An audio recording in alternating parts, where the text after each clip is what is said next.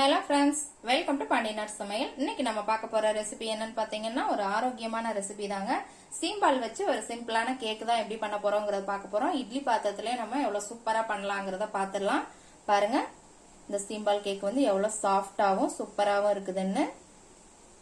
இது ரொம்ப ஆரோக்கியமான ஒண்ணுங்க. இந்த சீம்பால் கிடைச்சது அப்படின்னா நீங்க விடவே விடாதீங்க, கண்டிப்பா செஞ்சு பாருங்க. இந்த சீம்பால்ங்கிறது வேற ஒண்ணும் இல்லைங்க, மாடு கண்ணு போட்டதுக்கு அப்புறம் முதல்ல கறக்கிற பால் தான் இந்த சீம்பாலுங்கிறது. இது நோய் எதிர்ப்பு சக்தியை அதிகரிக்குங்க. சின்னவங்கள்ல இருந்து பெரியவங்க வரைக்கும் எல்லாருமே இதை சாப்பிடலாம், உடம்புக்கு ரொம்ப நல்லது.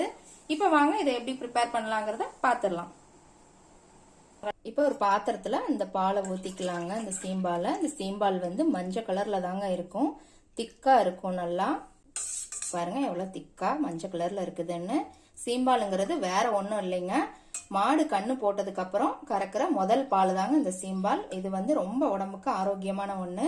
இப்ப இதோட ஒரு 200 கிராம் பக்கம் சுகர் சேர்த்துக்கிறேங்க. நானு 3/4 லிட்டர் பால் இருக்கும். இனிப்பு வந்து உங்க சுவைக்கு ஏத்த மாதிரி நீங்க கூட்டிக்கோங்க, குறைச்சிக்கோங்க. இந்த இடத்துல நீங்க சுகருக்கு பதிலா நாட்டு சக்கரை கூட சேர்த்துக்கலாம். வெல்லம் யூஸ் பண்றவங்க கூட வெல்லம் கூட தட்டி போட்டுக்கலாம், உங்களுடைய விருப்பம் தான். இதை நல்லா இந்த மாதிரி கலந்து விட்டுக்கோங்க. இதோட 1/2 டீஸ்பூன் சுக்கு பவுடர் சேர்த்துக்கோங்க, 1/2 டீஸ்பூன் ஏலக்காய் பவுடர். இது எல்லாத்தையும் நல்லா கலந்து விட்டுக்கலாம். பாருங்க, இப்ப நல்லா கலந்து விட்டாச்சு.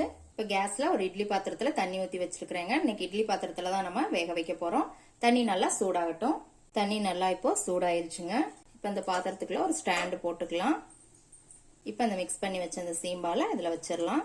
இப்ப இதை மூடி வச்சிருங்க. கேஸ மீடியம் ஃப்ளேம் வச்சுக்கோங்க. ஒரு 1/2 மணி நேரம் இது வந்து நல்லா வேகட்டுங்க. 1/2 மணி நேரத்துக்கு அப்புறம் நம்ம எப்படி இருக்குங்கிறத பாக்கலாம். இப்ப 1/2 மணி நேரம் ஆயிடுச்சுங்க. நம்ம திறந்து பாத்துடலாம். பாருங்க, நல்லா வெந்துருச்சு, நல்லா ஸ்பாஞ்ச் மாதிரி இருக்குது. இப்ப வெந்துருச்சா நம்ம எப்படி செக் பண்ணலாம்னா, ஒரு ஸ்டிக் இல்லைன்னா ஒரு கத்தி எப்படி உள்ள விட்டு பாருங்க. ஒட்டாம வந்தது அப்படின்னா வெந்துருச்சுன்னு அர்த்தங்க. இப்ப கேஸ் ஆஃப் பண்ணிடலாம்.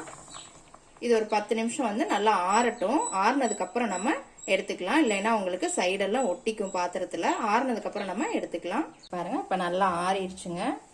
இப்ப நம்ம இதை கத்தியை வச்சு சைடை எடுத்து விட்டுக்கலாம். எடுத்துட்டு ஒரு பிளேட்ல அப்படி தட்டிருங்க. பாருங்க எவ்வளவு சூப்பரா வந்திருக்குதுன்னு, நல்லா சாஃப்டா இருக்கு. இப்ப இதை நம்ம பீசஸா கட் பண்ணிடலாம்.